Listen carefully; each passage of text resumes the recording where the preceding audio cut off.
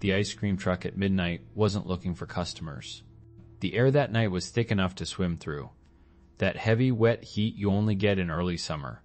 The kind that makes your shirt stick to your back. It was sometime in the late 90s. Me and a couple of buddies were in our friend Ren's backyard, leaning against the rusty chain-link fence that separated his patchy lawn from the service alley behind the house. His was one of those neighborhoods where a narrow strip of cracked asphalt ran behind all the properties, a hidden network of garbage cans and overgrown weeds. We were just shooting the breeze, the orange glow from his porch light painting long shadows across the yard. It was late, probably after midnight on a Tuesday. The only sounds were our own low voices, the chirp of crickets, and the distant hum of the highway. At first, it was just a wrinkle in the silence. A faint, metallic melody weaving through the night. We were laughing about something, and nobody really paid it any mind. But it didn't fade. It grew, note by agonizing note.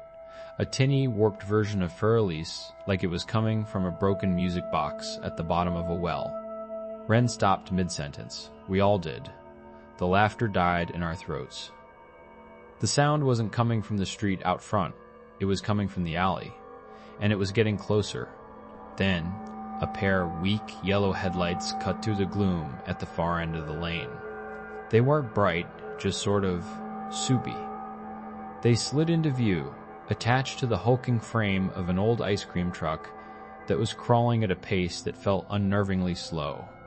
It was beat to hell, rusted at the wheel wells, with a faded cartoon popsicle on the side whose smile looked more like a grimace in the shadows. The music box melody was painfully loud now, a cheerful, demented tune echoing off the fences and overflowing dumpsters. We were frozen, just watching it glide past. The driver's side window was a black void.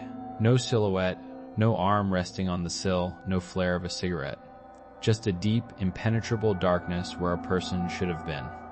It passed Ren's fence and continued its funereal crawl down the alley until the music and the wheat taillights were swallowed by the darkness again. For a solid minute, nobody said a word. We just looked at each other, the same question in everyone's eyes. I remember looking down at the bottle in my hand, suddenly feeling cold despite the humid night. Ren finally broke the silence, his voice a low whisper. What in the absolute hell was that?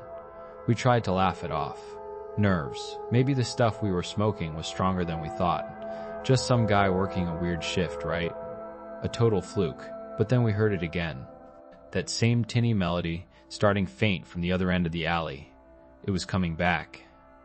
The dread that hit me then was sharp and real. This wasn't random. We huddled closer together without meaning to, watching the far end of the lane. Those same soupy headlights appeared, and the truck crawled past us again, going the opposite direction. The music seemed even louder this time, more mocking. It felt like it was scanning the backyards, the darkened windows, searching. It disappeared for good after that. We didn't stick around much longer.